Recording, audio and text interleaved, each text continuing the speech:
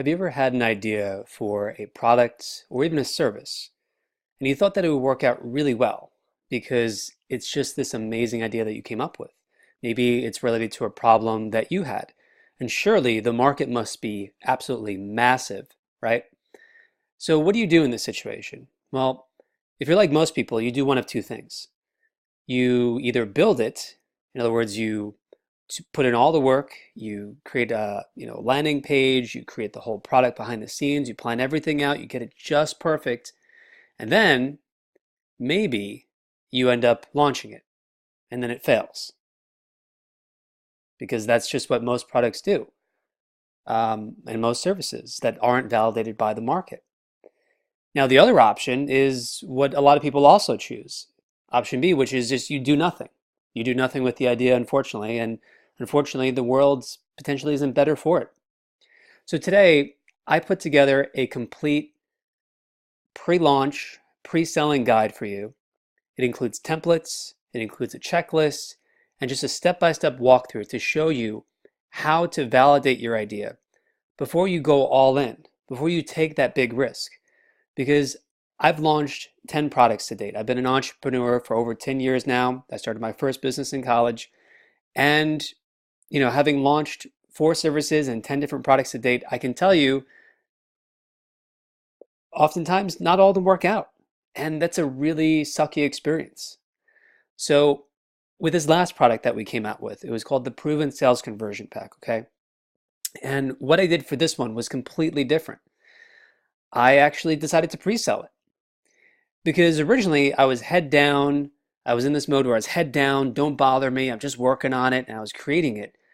And I was just kind of going like an engine. I was like, oh man, this is going to be great, right?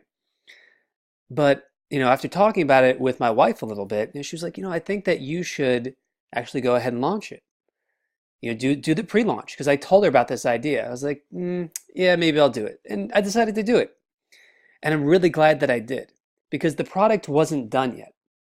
But actually going through the pre-launch process, number one, it gave me a lot more confidence to spend an entire month, to spend over 150 hours, because it was validated by the market. People had already spent money on it. We had 17 orders come in.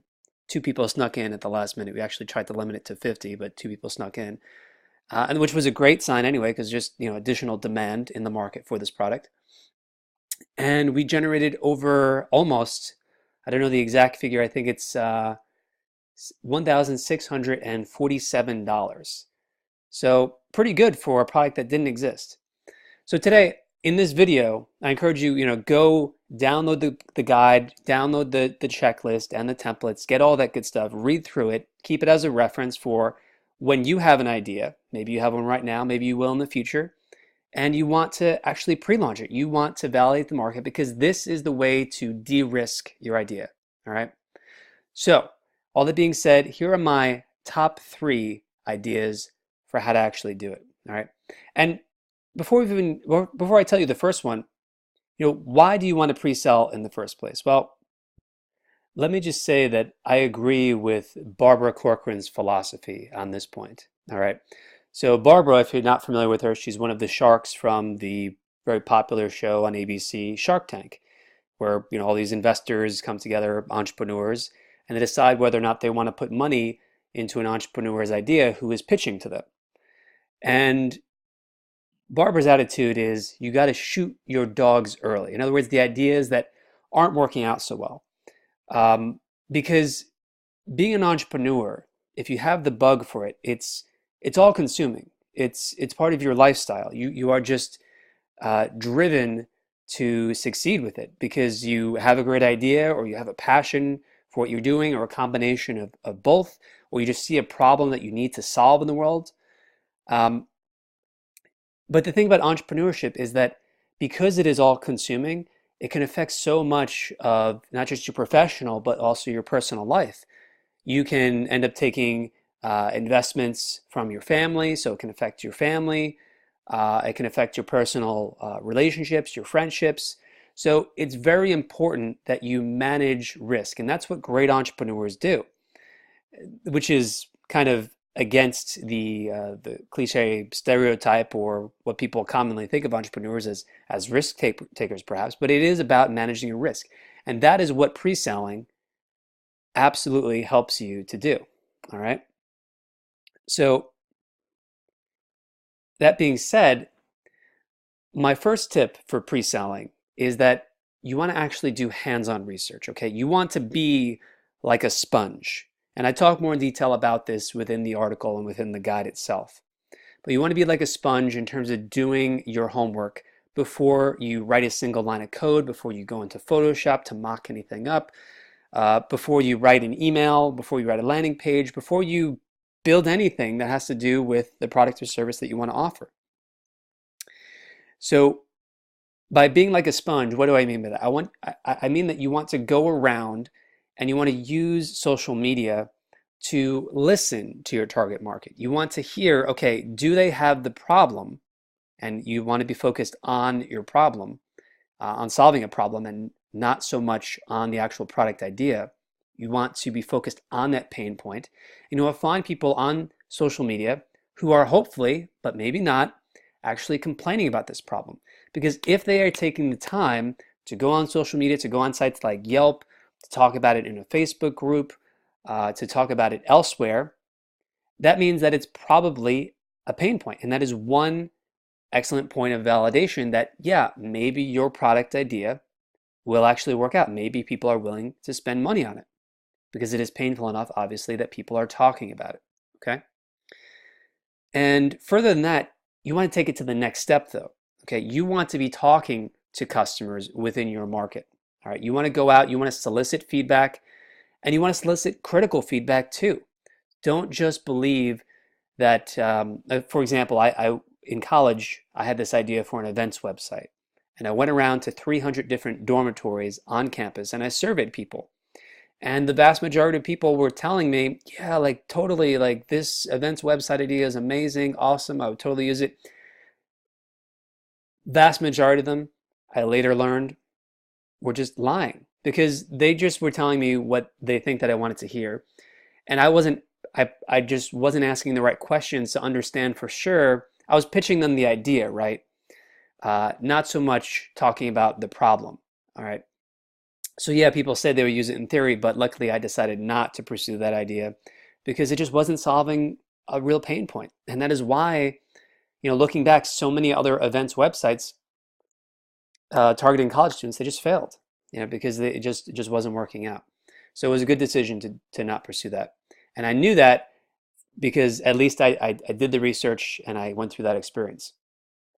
All right.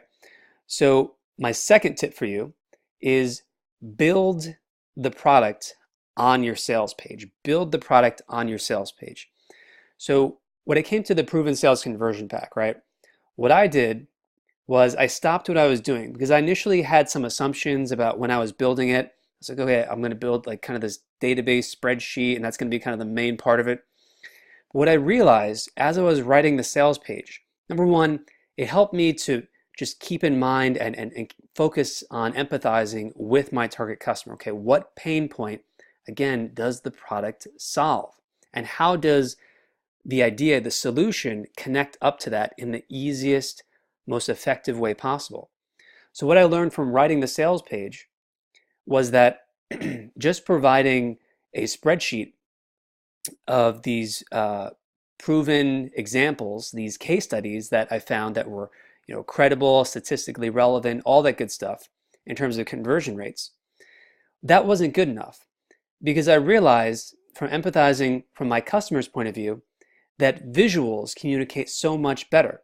And yeah, the analysis was really, really important, but also just making it visual would also just make it work that much better. So from actually writing the sales page, putting myself in their shoes, I decided on the spot this was going to be another key feature that we were going to add, which became the visual flipbook feature to feature all of the case studies. So people, you want to find every conversion case study that has to do with, for example, social proof and lead generation. Boom, go into the flipbook and just flip right through it. And it's just 10 times easier than searching through a spreadsheet, for example. Okay. So now for the third tip. All right. The third tip is to actually go ahead and launch it. Go ahead and launch it. Push the button. Don't try to get it perfect, okay? And set up your landing page, follow the checklist that I laid out for you, and launch it. Because I think that especially first-time entrepreneurs, there's a real fear of failure. But what would be the real failure would be to go through months, potentially years of building the product, getting other people in your life invested, getting yourself deeply emotionally invested, making it part of your identity in some ways, only to see it just not work out. Okay? So if it doesn't work out, don't take it personally. It's not a personal failure. It's actually a success because you just saved yourself a lot of time. And you're going to learn a lot in the process too. You're going to learn perhaps what is a real pain point within the market that you were looking to help. And then you can take that information and you can try again.